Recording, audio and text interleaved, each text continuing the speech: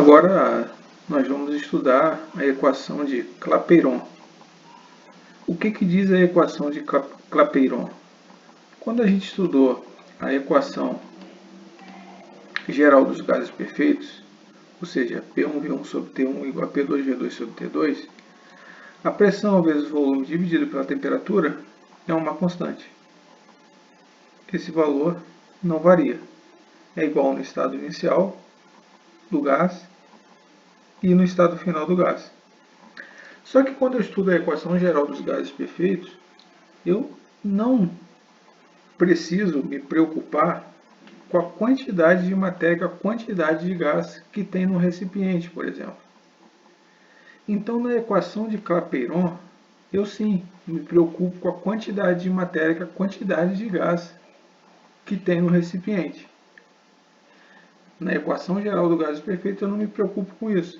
Agora, na equação de Clapeyron, sim, eu tenho que saber a quantidade de matéria, que é a quantidade de gás presente no sistema. Então, eu digo aqui para vocês, olha, na equação geral dos gases perfeitos, não há nenhuma indicação sobre a quantidade de gás presente no sistema. Eu não me preocupo. Eu entendo que a quantidade de gás no início é igual à quantidade de gás no final. Então, eu não me preocupo com essa quantidade de gás presente. Assim, só podemos utilizá-la se a quantidade de gás se mantiver constante, que eu falei para vocês. A quantidade de gás no início tem que ser igual à quantidade de gás no final. Entretanto, podemos ampliar a utilização da lei, a equação geral dos gases perfeitos, para que ela se aplique a qualquer massa de gás. Então, foi verificado por Clapeyron que essa quantidade de gás, que essa quantidade de mols no recipiente é diretamente proporcional à pressão. Quanto maior a pressão do gás no recipiente, maior vai ser a quantidade de matéria presente, maior vai ser a quantidade de mols do gás presente no recipiente. Ou seja, pressão diretamente proporcional à quantidade de gás, que é a quantidade de mols.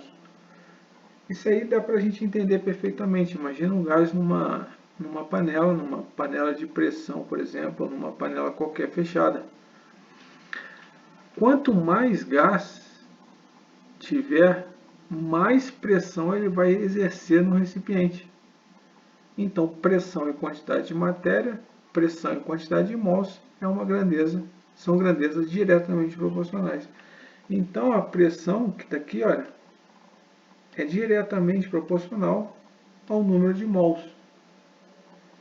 Então, pegando a equação geral dos gases perfeitos, que é PV dividido por T é uma constante, e sabendo que a pressão está aqui, ó, é diretamente proporcional ao número de mols, Clapeyron coloca uma constante que depende única e exclusivamente das unidades de medidas, que eu vou falar para vocês aqui embaixo.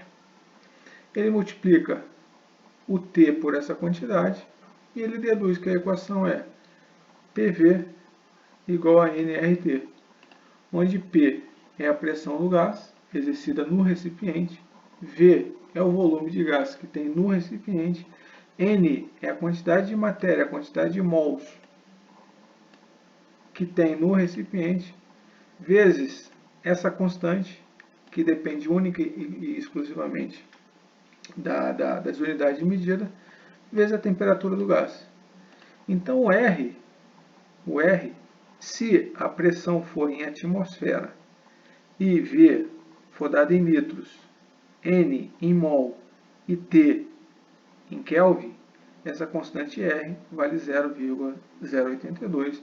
Vocês não se preocupem, não precisa decorar esse valor, porque esse valor vai ser dado puxando a questão, porque depende única e exclusivamente das unidades de medidas. Então, a equação de Clapeyron é PV igual a nRT.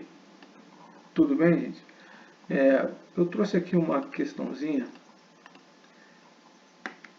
que caiu no vestibular passado, que diz o seguinte: um recipiente de volume V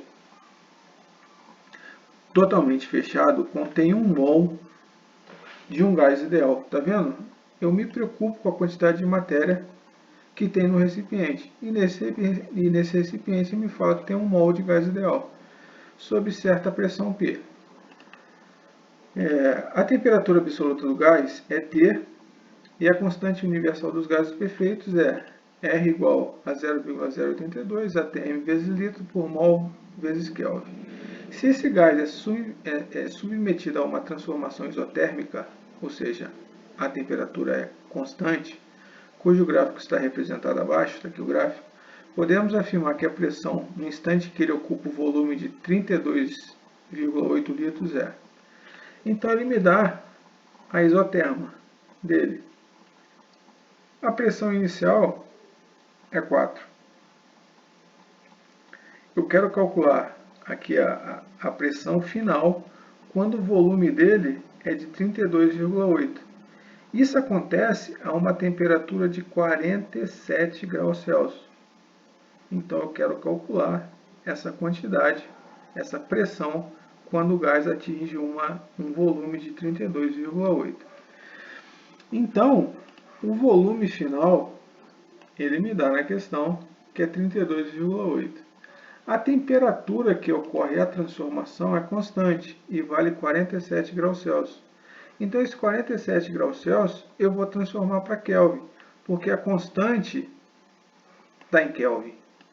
Então, lembrando que para transformar Celsius para Kelvin, é só transformar